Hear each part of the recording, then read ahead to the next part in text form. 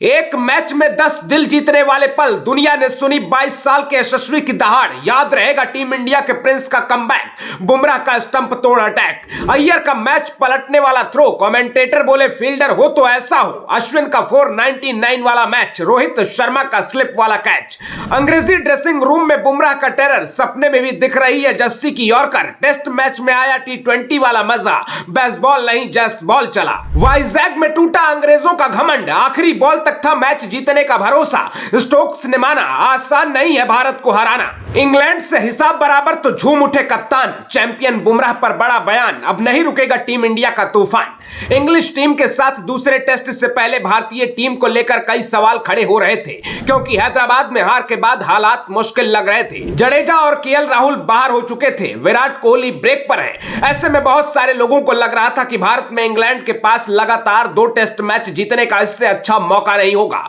Match शुरू हुआ, रोहित शर्मा ने टॉस जीतकर बल्लेबाजी चुनी और 14 रन बनाकर आउट हो गए तो और गंभीर सवाल खड़ा हो गया। लेकिन दूसरे एंड पर खड़े यशस्वी जायसवाल सभी सवालों का जवाब लेकर आए थे।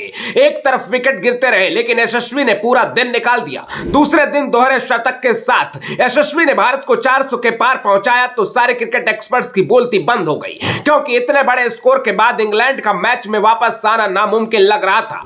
उम्मीद थी कि भारत के स्पिन अटैक के सामने इंग्लैंड के खिलाड़ी पानी मांगते नजर आएंगे, लेकिन विशाखापट्टनम की पिच में ज्यादा कुछ नहीं बदला। पहली पारी में कुलदीप को छोड़कर किसी दूसरे स्पिनर ने इंग्लैंड को ज्यादा परेशान नहीं किया, लेकिन बुमराह ने ऐसी गेंदबाजी की, इंग्लैंड का बड़े से बड़ा खिलाड़ी भी उनको देखकर कांप रहा था। पहली पारी में 6 विकेट लेने वाले बुमराह को देखते ही अंग्रेजी बल्लेबाजों को डिफेंसिव होना पड़ रहा है। एक तरफ यशस्वी जायसवाल ने पूरी पारी में किसी अंग्रेज बॉलर को मैदान पर हावी नहीं होने दिया, तो बुमराह ने अपनी बॉलिंग से किसी अंग्रेजी बल्लेबाज को कोई राहत नहीं दी। अब मैच की दूसरी पारी में 190 रन की लीड मिलने के बाद लग रहा था कि भारत आराम से 500 रन का टारगेट देगा, लेकिन यहां भी खेल पलट गया, क्योंकि भारतीय बल्लेबाजों को एक एक रन के लिए संघर्ष करना पड़ा। ऐसे मुश्किल वक्त में शुभमन गिल ने मोर्चा संभाला और 11 महीनों का सूखा खत्म किया। शतक के साथ गिल ने अपनी जगह भी बचाई और भारत को एक कदम और जीत के पास पहुंचा दिया। गिल और अक्षर पटेल को छोड़कर सबने निराश किया, लेकिन फिर भी इंग्लैंड के सामने 399 रनों का बड़ा टारगेट था। लग रहा था कि इंग्लैंड चौथी पारी और चौथे दिन के विकेट पर ज्यादा टिक नहीं पाएगा, लेकिन मैदान पर आते ही इंग्लैंड के ओपनर्स ने फिर ताबड़तोड़ बल्लेबाजी शुरू कर दी,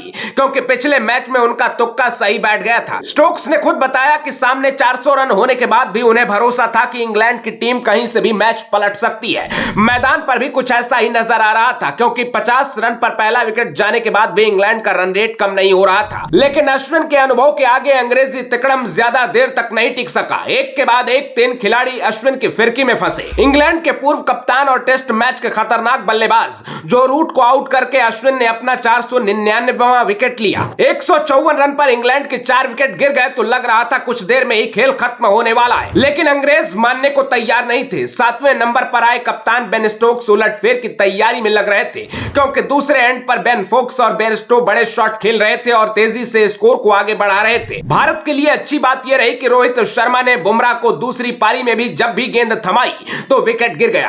पहली पारी का कहर देखकर बुमराह के सामने सब सरेंडर नजर आ रहे थे। स्टोक्स भी किसी तरह विकेट बचा रहे थे, लेकिन अचानक स्टोक्स की किस्मत पलटी तो अय्यर ने साइड से थ्रो मारकर स्टंप बिखेर दिए। धीरे धीरे रन ले रहे स्टोक्स को बिल्कुल भी अंदाजा नहीं था कि इतने कम वक्त में इस तरह कोई डायरेक्ट हिट कर सकता है। शायद स्टोक्स बुमराह की उस गेंद का इंतजार कर रहे थे जब बोल्ड होकर वापस लौटे, लेकिन इस बार अय्यर ने बाजी मार ली। अय्यर ने बैट से भले ही कोई कमाल नहीं किया, लेकिन इस एक थ्रो से मैच पलट दिया और भारत की जीत पक्की कर दी। जिसके बाद मुकेश को बॉल दी गई और उन्हें अपना पहला विकेट मिल गया, तो उनके चेहरे पर भी मुस्कान दिखी, क्योंकि सिराज को हटाने के बाद उन्हें लाया गया था तो वो दबाव में थे।